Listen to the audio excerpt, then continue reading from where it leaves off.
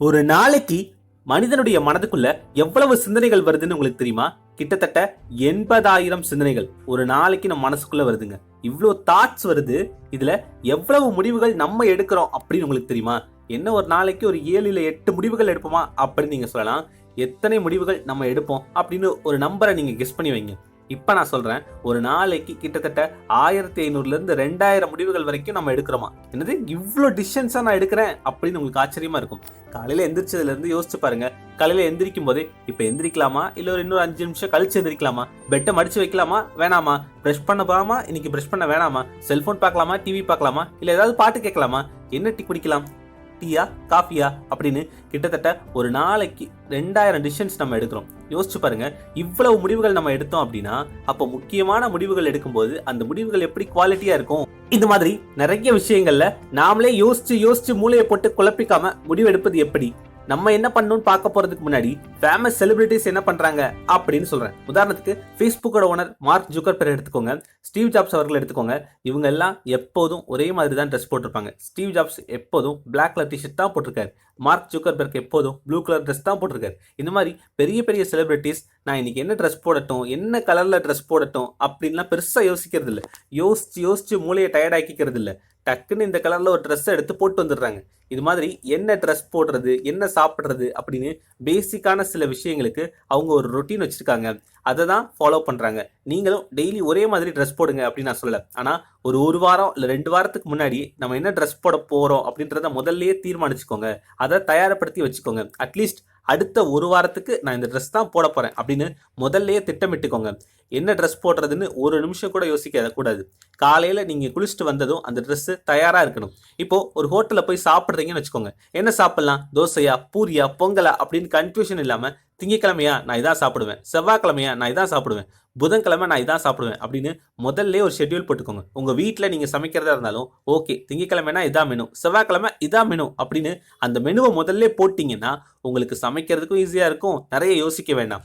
இந்த மாதிரி நம்ம என்ன சாப்பிடணும், நம்ம என்ன ட்ரெஸ் போடணும் அப்படின்னு சாதாரண அற்ப விஷயங்கள்ல நம்ம நேரத்தை செலவழிச்சோம் அப்படின்னா நாம எடுக்க வேண்டிய ஹை இம்பாக்ட் டிசிஷன்ஸ்ல குவாலிட்டி கம்மியா இருக்கும். அதனாலதான் இந்த மாதிரி என்ன ட்ரெஸ் போடணும், என்ன சாப்பிடணும் அப்படின்ற மாதிரியான விஷயங்கள்ல முதல்ல ப்ரீடிஃபைன் பண்ணிக்கோங்க அப்படின்னு சொல்றாங்க. டெய்லி ஒரே மாதிரி ட்ரெஸ்ஸு ஒரே மாதிரி சாப்பாடா அப்படின்னு உங்களுக்கு தோணலாம். ஆனா வெற்றியாளர்கள் என்ன சொல்றாங்க அப்படின்னா, you need same boring routine for some years அப்படின்னு சொல்றாங்க. கொஞ்சம் வருஷத்துக்கு நீங்க இந்த மாதிரி ஒரே மாதிரியான ரொட்டீனை ஃபாலோ பண்றது தான் சக்சஸ்க்கான ஷார்ட்கட்டே அப்படின்னு சொல்றாங்க. அதே மாதிரி இது பண்ணலாமா அது பண்ணலாமா அப்படின்னு நிறைய ஆப்ஷன்ஸ் உங்களுக்கு இருக்கவே கூடாது. Too many options make decisions harder. உதாரணத்துக்கு இப்போ நீங்கள் ஒரு சூப்பர் மார்க்கெட் போகிறீங்க, அங்கே போயிட்டு ஒரு பேஸ்ட் வாங்கலாம் அப்படின்னு நினைக்கிறீங்க.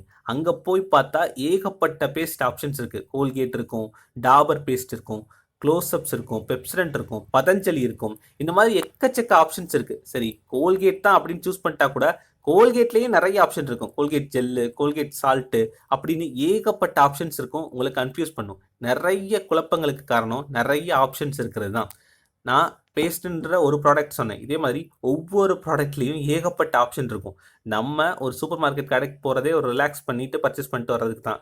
ஆனால் அங்கே போய் இவ்வளோ ஆப்ஷன்ஸ் இருந்தால் அங்கே ஏகப்பட்ட குழப்பங்கள் இருக்கும் இல்லையா? இது மாதிரி தான் காஸ்கோ அப்படின்னு ஒரு பிராண்ட் இருக்கு, அமெரிக்காவில் இருக்கு. அது பார்த்தீங்க அப்படின்னா ஏகப்பட்ட ப்ராடக்ட்ஸ் எல்லாம் வச்சிருக்க மாட்டாங்க அந்த கடையில். பேஸ்ட்ல வெறும் 3 ஆப்ஷன் தான் இருக்கும். அது 3மே பெஸ்ட்டாக இருக்கும், குவாலிட்டியான பேஸ்ட்டாக இருக்கும்.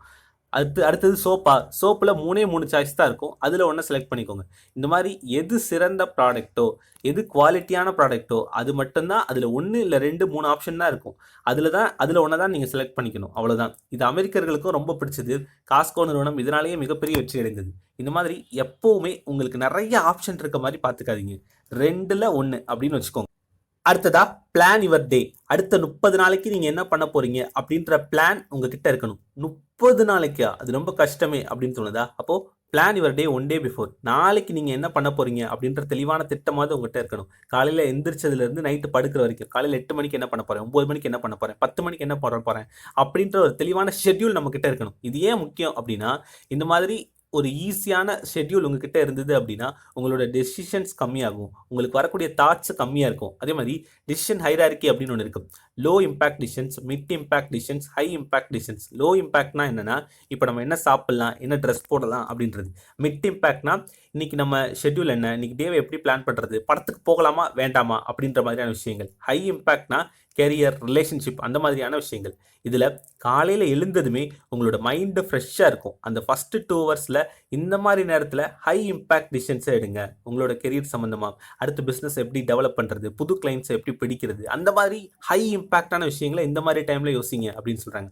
அடுத்தது மிட் இம்பாக்ட் டிசிஷன்ஸ்லாம் ஒரு ஆஃப்டர்நூன் டைமில், ஈவினிங் டைமில் லோ இம்பாக்ட் டிசிஷன்ஸ்க்கு முடிவெடுங்க அப்படின்னு சொல்கிறாங்க. இந்த மாதிரி உங்களுக்கு எந்த நேரம் ஹை ப்ரொடக்டிவாக நீங்கள் இருப்பீங்க, உங்கள் மைண்ட் எப்போ ஃப்ரெஷ்ஷாக இருக்குமோ அப்போ தான் ஹை டிசிஷன்ஸ் எடுக்கணும் அப்படின்னே சொல்கிறாங்க. சரி, எப்போதுமே சரியான முடிவுகளை எடுக்கிறது எப்படி அப்படின்னா, இதுக்கு ஒரு ரகசியம் ஒன்று இருக்குது. Observe and follow the habits of successful people in your circle. இப்போது உங்களோட சர்க்கிளில் எப்போதுமே சரியான முடிவுகள் எடுக்கக்கூடிய, ஒரு நேரத்தை சரியாக ப்ரொடக்டிவாக யூஸ் பண்ணக்கூடிய ஒருத்தரை செலக்ட் பண்ணிக்கோங்க. அவர் என்ன ரொட்டீன் ஃபாலோ பண்ணுறாரு, அவர் எப்போ எந்திரிக்கிறாரு, என்னென்ன விஷயங்களை ஃபாலோ பண்ணுறாரு அப்படின்னு அவரை பற்றி நீங்கள் ஃபுல்லாக தெரிஞ்சுக்கிட்டு கிட்டத்தட்ட அவரை ஃபாலோ பண்ணாலே போதும், உங்களாலையும் சரியான முடிவுகளை எடுக்க முடியும். எலன் மாஸ்க் ஒரு நாளைக்கு என்னென்னலாம் பண்ணுறாரு, பில்கேட்ஸோட டெய்லி ரொட்டீன் என்ன, நம்மளோட அம்பானி ஒரு நாளைக்கு எவ்வளோ விஷயங்களை பண்ணுறாரு, இந்த மாதிரி பெரிய ஆட்களை பற்றியெல்லாம் தெரிஞ்சுக்கிட்டு நம்ம அவங்கள ஃபாலோ பண்ணுறது கஷ்டம். அதை விட நம்ம துறை சார்ந்த நபர்களை தெரிஞ்சுக்கிட்டு, நமக்கு பக்கத்தில் உள்ள வெற்றியாளர்களை பற்றி தெரிஞ்சுக்கிட்டு, அவங்கக்கிட்ட அவங்க என்னென்ன விஷயங்கள் பண்ணுறாங்க, டெய்லி ரொட்டீன் என்ன அப்படின்னு தெரிஞ்சுக்கிட்டு அதை நீங்கள் ஃபாலோ பண்ணிங்கன்னா அதை அப்சர்வ் பண்ணுறதுக்கும் உங்களுக்கு ஈஸியாக இருக்கும். அவ்வளோதாங்க. இந்த விஷயமெல்லாம் ஃபாலோ பண்ணால் உங்களால் ஈஸியாக சரியான முடிவுகளை எடுக்க முடியும். இப்போ ஒரு சின்ன ரீகேப் சொல்கிறேன். Plan your day 1 day before. ஒரு நாளைக்கு முன்னாடியே நீங்கள் நாளைக்கு என்ன பண்ண போகிறீங்க அப்படின்ற தெளிவான திட்டம் இருக்கணும். You need same boring routine for some years. அதுக்கப்புறம் limit your options. Too many options உங்களை கன்ஃபியூஸ் பண்ணும். அதனால உங்கள் ஆப்ஷன்ஸை கம்மியாக வச்சுக்கோங்க. டிசிஷன் ஹைரார்கியை ஃபாலோ பண்ணுங்க. Observe and follow the habits of the successful people in your circle. உங்கள் சர்க்கிளில் சரியான முடிவுகள் எடுக்கக்கூடிய நபர்களை, அதிக ப்ரொடக்டிவாக இருக்கக்கூடிய நபர்களை பார்த்து தெரிஞ்சுக்கிட்டு அவங்கள நீங்களும் ஃபாலோ பண்ணுங்க. அவ்வளோதாங்க. இதெல்லாம் ஃபாலோ பண்ணால் நம்மளாலையும் ப்ரொடக்டிவாக இருக்க முடியும், சரியான முடிவுகளை எடுக்க முடியும். நடங்குமே வானம் அடங்காதே, குருதியில் உறுதியே சீரும் காற்றை போலவா, நீ தடைகள் உடைத்து வா, நீ படைகள் எடுத்து வா, நெஞ்சுள்ள வெடிக்கும் காத்திருந்த எரிமலை